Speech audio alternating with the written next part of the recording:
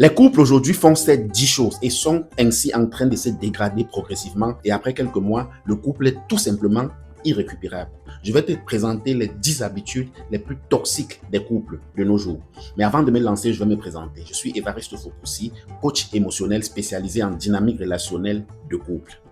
Abonne-toi pour changer complètement ta manière d'entrer en couple désormais. Ce que beaucoup de personnes ne comprennent pas, c'est que les relations ne se détruisent presque jamais à cause d'un grand événement.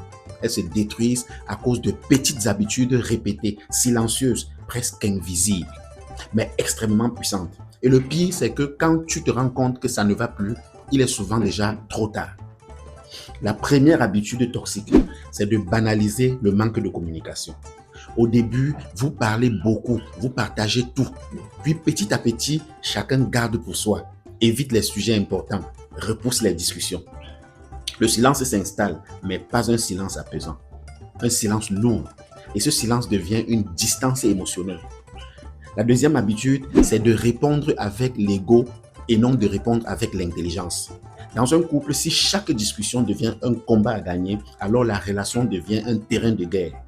Tu ne construis plus, tu défends ton image. Et pendant que chacun cherche à avoir raison, la relation, elle est en train de perdre. La troisième habitude, c'est de toujours négliger les petits efforts. Au début, il y a des attentions, des gestes, de la considération. Puis, ça disparaît. On pense que c'est acquis, mais une relation sans effort devient rapidement une relation vide.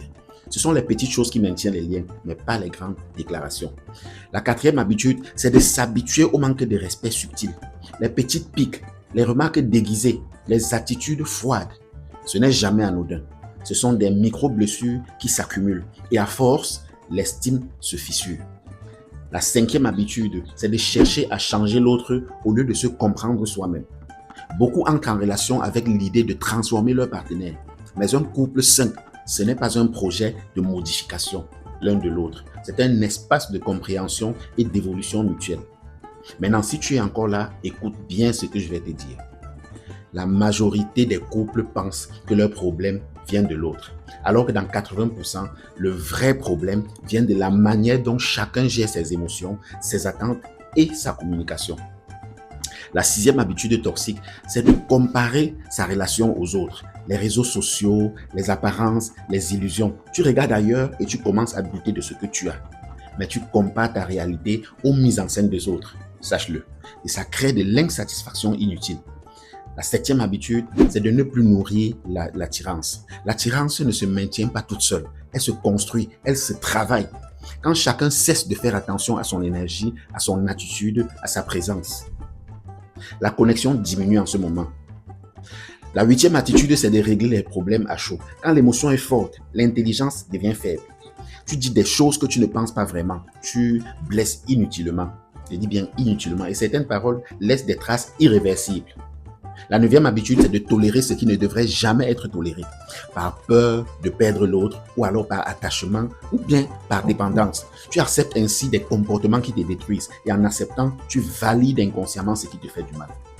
Et enfin, la dixième habitude, c'est la plus dangereuse en plus, c'est de croire que le temps va arranger les choses. Le temps n'arrange rien dans une relation. Le temps amplifie tout. Si c'est sain, ça devient plus fort. Si c'est toxique, ça devient plus destructeur. Alors, maintenant, pose-toi une vraie question. Est-ce que tu es en train de construire une relation solide ou alors est-ce que tu es en train de laisser des habitudes silencieuses la détruire lentement? Parce que la vérité, c'est que ce n'est pas l'amour qui maintient un couple en vie. C'est la conscience, la discipline émotionnelle et les choix que tu fais au quotidien qui vous maintiennent en vie. Si tu prends conscience de ces habitudes et que tu décides de les corriger, tu peux transformer totalement ta relation. Mais si tu les ignores, alors le temps fera son travail et pas dans le bon sens. Probablement pas.